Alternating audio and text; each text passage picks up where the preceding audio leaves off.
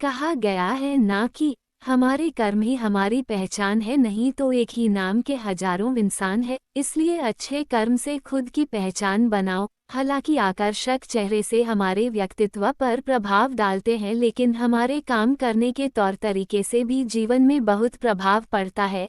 एक राजा के यहाँ एक आदमी आता है और वो ये दावा करता है कि वो जानवर हो या इंसान हो, सभी के व्यवहार और कर्म को देखकर बता सकता है कि उसका जीवन कैसा है, वो कैसा है। अगर वह राज दरबार में रहेगा तो राजा साहब को अपने निर्णय लेने में आसानी होगी। राजा को थोड़ी हैरानी हुई, लेकिन उन्होंने कहा ठीक है, हम तुमको अपने दरबार में रख लेंगे, लेकिन ये सिद्ध करने के लिए तुमको एक परीक्षा देनी होगी। राजा ने उस आदमी को अस्तबल में ले गए और उसकी चाकरी करने को दे दिया। कुछ दिन के बाद राजा ने उस आदमी को बुलाया और अपने पसंदीदा घोड़े को भी लाया। राजा को घोड़ा बहुत पसंद था, वह अच्छी नस्ल का था, इसलिए ज्यादा कीमत देकर भी खरीदा था। घोड़ा सचमुच बहुत ही प्यार और बहुत ही खूबसूरत था। राजा ने इस घोड़े के बारे में अपने विचार बताने को कहा। आदमी ने बताया कि महाराज, बेशक ये घोड़ा अच्छी नस्ल का है, लेकिन इसकी नस्ल घोड़े जैसी नहीं है। राजा ने बात कन्फर्म करने के लिए जंगल से तुरंत घोड़े के मालिक को बुलाया। उससे पूछा तो उसने कहा, जी महाराज, जब ये घोड़ा पैदा हुआ था तब उसकी माँ मर गई थी, ये गाय का दूध पीकर बड़ा हुआ है। राजा को आश्चर्य हुआ। उसने उस व्यक्ति से पूछा कि तुमको कैसे पता कि यह घोड़ा असली नस्ल का नहीं है। व्यक्ति ने बताया कि महाराज, जब ये घास खाता है तो अपना सिर नीचे करके खाता है, जबकि घोड़ा मुंह में राशन भरने के बाद सिर ऊपर करके खाता है। राजा उसके उत्तर से बहुत खुश हुआ और इनाम में 100 भेंट दे दिया। अब की बार राजा ने उसे रानी के महल के बाहर पहरा देने को कहता है। थोड़े दिन के बाद जब राजा ने रानी के बारे में उस व्यक्ति से पूछता है तो व्यक्ति उत्तर देता है कि आपने इनको रानी तो बनाया है, लेकिन इनका स्वभाव के जैसे नहीं है। राजा को हैरानी हुई। पुष्टि करने के लिए वो अपने सास ससुर को बुलाकर पूछता है।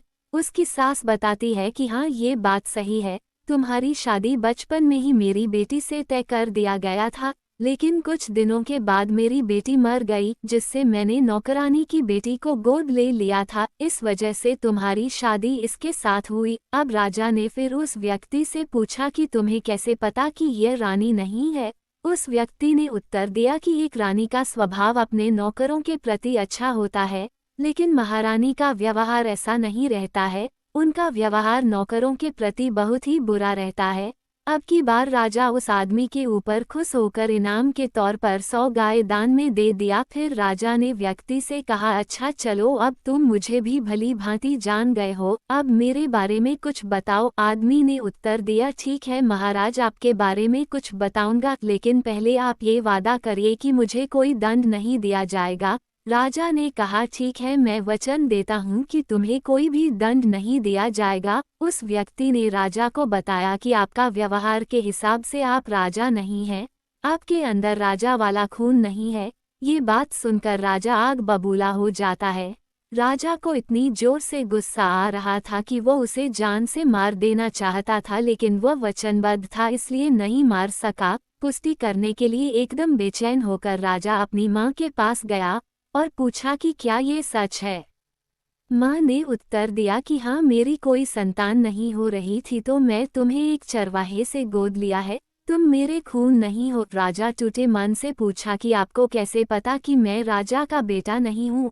उस व्यक्ति ने कहा कि एक राजा होता है, वो खुश होता है तो दान में हीरे जवाहरात देता है, लेकिन आप एक चरवाहे के बेटे हो, इसलिए आप दान में भेड़, बकरी, गाय यही सब दे रहे हो। राजा उसके इस कौशल को देखकर अपने राजदरबार में विशेष मंत्री और सलाहकार के रूप में रखता है।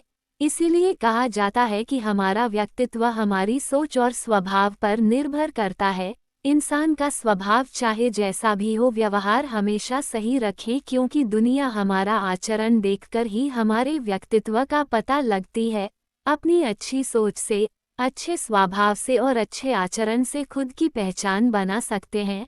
आपको ये स्टोरी कैसी लगी हमें कमेंट बॉक्स में ज़रूर बताएं और मेरे चैनल को लाइक एंड सब्सक्राइब करें। धन्यवाद।